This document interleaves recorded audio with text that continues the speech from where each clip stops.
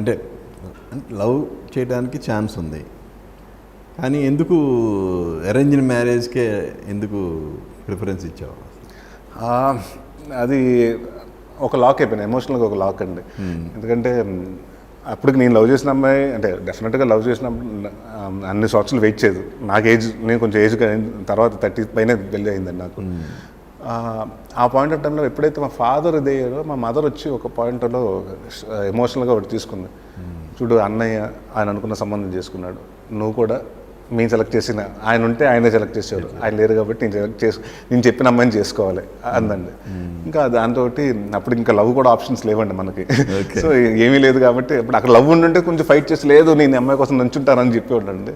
ఆ point of టైంలో I was not seeing any one అండి. సో ఐ సెడ్ ఓకేనమ్మా నీ ఇష్టం అంటే ఆ ఎమోషనల్ మూమెంట్లో I gave a word and I state through that word. Select చేసిన అమ్మాయినే ఫస్ట్ అమ్మాయినే చేసుకున్నారా, లేదంటే ఇంకా సంబంధాలు 4-5 సంబంధాలు చూసామండి, 2-3 సంబంధాలు చూసామండి. ఫోటోలు అంటే కొన్ని ఫోటోల వరకు ఆగిపోయినాయి, ఒకరినిద్దరిని కలవటం జరిగింది. కొన్ని అంటే రకరకాల రీజన్స్ కదండి, జాతకాలు అంటే అది కొందరికి మా మదర్కి బాగా ఇదండి జాతకాలు. అంటే ఆవిడ ఏంటంటే జాతకాలు కలిస్తేనే అబ్బాయి అమ్మాయి కలవాలి ఫస్ట్. అంటే ఆవిడ అది కరెక్ట్ అండి, ఎందుకంటే అన్నీ అనుకుని రేపు బాగుంది వాళ్ళు ఒకళ్ళకి అబ్బాయికి అమ్మాయి నచ్చింది, అమ్మాయికి అబ్బాయి నచ్చాడు, జాతకాలు కుదరలేదంటే మళ్ళీ అప్పుడు డిఫరెన్స్ వస్తుంది కదా.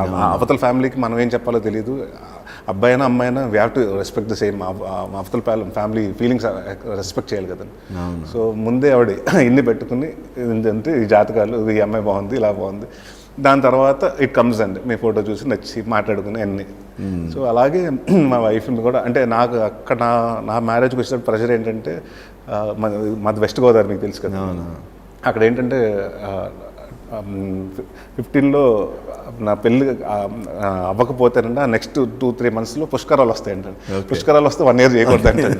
నేను ఆ పుష్కరాల కోసం వెయిటింగ్, మా మదర్ వస్తే ఎట్టి పరిస్థితుల్లో లేదు అని March 26th కలిసామండి. May 1st engagement, May 28th పెళ్ళి, అన్ని స్పాన్ ఆఫ్ 2 monthsలో అయిపోయింది.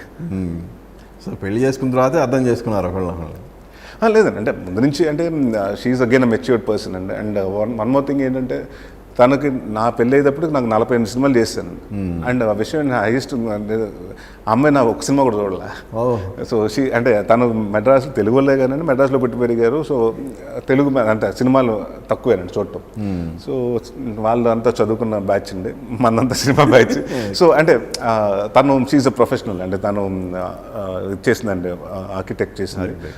And she like she has a interior design firms ఉంది, తను చేసుకుంటూ ఉంటుంది. So I think uh contrast ఉంటాం. అంటే నాకు తన ఫీల్డ్ గురించి పెద్ద తెలియదు, తనకు నా ఫీల్డ్ గురించి తెలియదు. పెళ్లి చేసుకున్న తర్వాత ఇప్పుడు బాగా అంటే ఇప్పుడు అలవాటు అయిపోతుందండి. అంటే ఇదివరకు లాగా ఇప్పుడు అన్నీ చూసుకుంటాం, నీ గురించి రాసేడు చూడు అని. ఫస్ట్లో అది ఉండేది కాదండి. సో ఫస్ట్లో కొంచెం గాసిప్స్ వచ్చినప్పుడు కానీ ఉండే అన్నీ కొంచెం కంగారు పడేదండి. ఇప్పుడు నాకు అర్థం చేసుకుంటాను కూడా. అంటే గాసిప్స్ అంటే తప్పుగా కాదు, అంటే ఇప్పుడు ఏదో సడన్గా నువ్వు ఆ సినిమా చేస్తున్నావు అని వచ్చేదండి. ఎవరితో ఒక పెద్ద హీరోతో సినిమా చేస్తున్న నరేషన్ వస్తుంది, ఏంటి నాకు చెప్పకుండా నువ్వేంటి సడన్గా ఎప్పుడు ఒప్పుకున్నావు అంటే లేదమ్మా అదేదో ఆర్టికల్. పెళ్ళైన తర్వాత ఈచ్ అండ్ ఎవ్రీ ప్రాజెక్ట్ తనకి చెప్పేసారా? లేదండి, కథ ఉందండి తను అసలు అప్పుడు. ఎందుకంటే కథగా చెప్తుంటే అర్థం అవుతుంది తనకి. అంటే ఆ ప్రాసెస్ ఏంటంటే కథగా చెప్తుంటే లేదు వద్దు, I want see it on screen అని చెప్పొద్దండి.